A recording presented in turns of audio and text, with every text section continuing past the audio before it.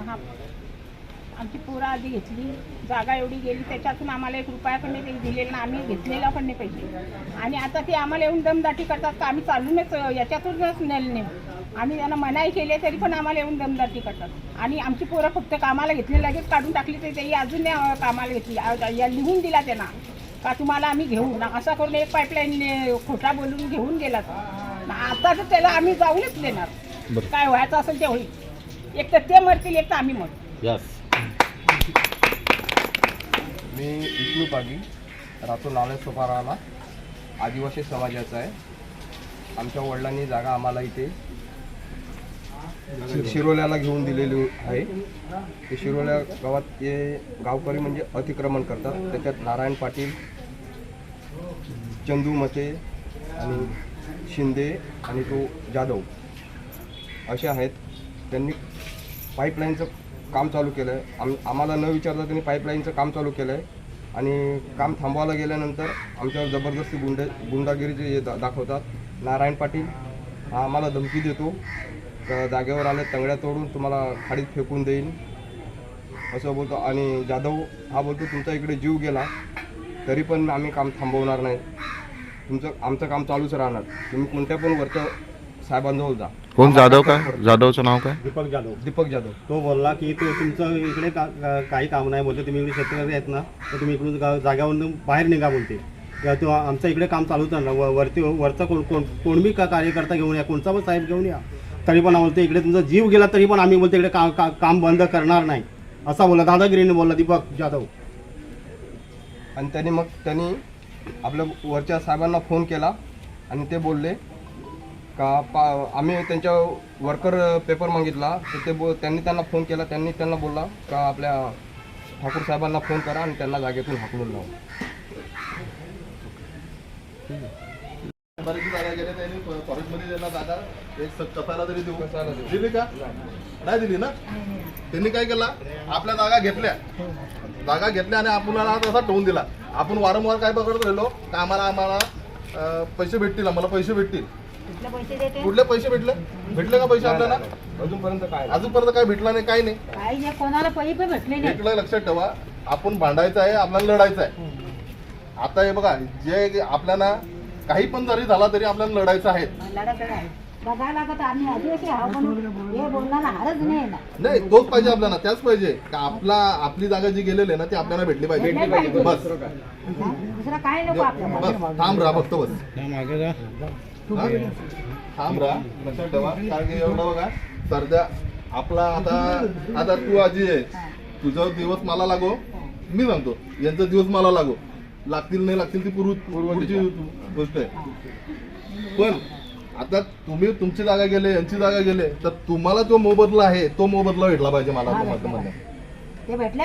भेटलाच पाहिजे. आणि त्यांची पोरं बाला ती सुखी राहिली पाहिजे का माझ्या आई बापाने केला त्या भेटला मला बाबा.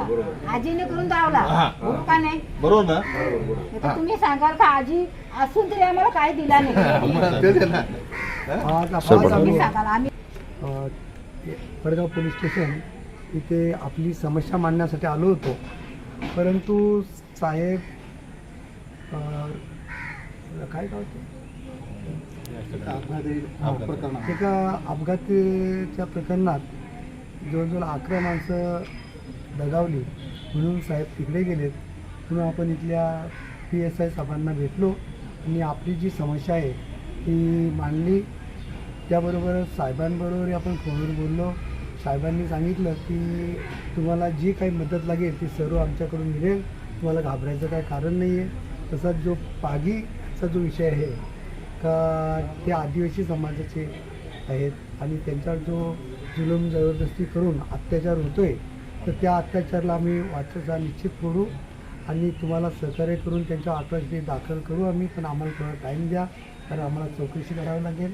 आणि त्या संदर्भात आपल्याला 15 तारखेला काही शिष्टमंडळ फक्त या आणि भेटा, आपण चर्चा करू असं त्यांनी आपल्याला आश्वासन दिलेलं आहे. तर आपलं शिष्टमंडळ येईल 15 तारखेला आणि मग त्यानंतर डिसिजन होईल. त्याबरोबरच जे प्रकरण बाधित लोकांचा जो विषय आहे तो आपण कलेक्टर साहेबांना भेटून त्यांच्याशी चर्चा करून मग त्याच्यावर आपण निर्णय घेऊ. सर्व शेतकरी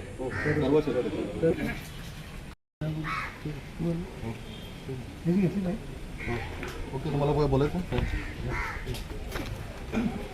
आज पडगा पोलीस स्टेशनमध्ये आलेले पंचक्रोश येथील शिरोली विभागातील सर्व शेतकरी, आजूबाजूचे जेवढे पण शेतकरी आहेत, त्या शेतकऱ्यांची जागा नल या कनेक्शनमध्ये, म्हणजे मोठी जी पाण्याची लाईन असते या पाईपलाईनमध्ये जाणार आहे. पण या शेतकऱ्यांना मोबदला मिळाला नाही. पण या शेतकऱ्यांचं असं म्हणणं आहे का जर शासन लाईन टाकणारच आहे तर आम्हाला आमच्या जागेचा मोबदला हा मिळालाच पाहिजे.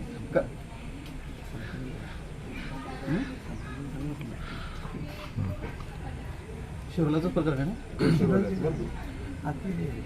शिरोल्या गावाच्या पंचक्रोशीतील जे शेतकरी आहेत ते आज पडगा पोलीस स्टेशन इथे आलेले आहेत. या शेतकऱ्यांना ज्या भूसंपादन म्हणजे ज्या पाण्याच्या लाईनसाठी जी मोठी पाण्याची लाईन जाणार आहे किंवा जिचं काम चालू आहे त्या जागेचं येथील शेतकऱ्यांना कोणत्याही प्रकारचा मोबदला भेटलेला नाही. पण येथील शेतकऱ्यांचं असं म्हणणं आहे की जर जागा भूसंपादन तुम्ही जर करणारच असाल तर आम्हाला त्या जागेचा मोबदला हा ठराविक हा मिळालाच पाहिजे.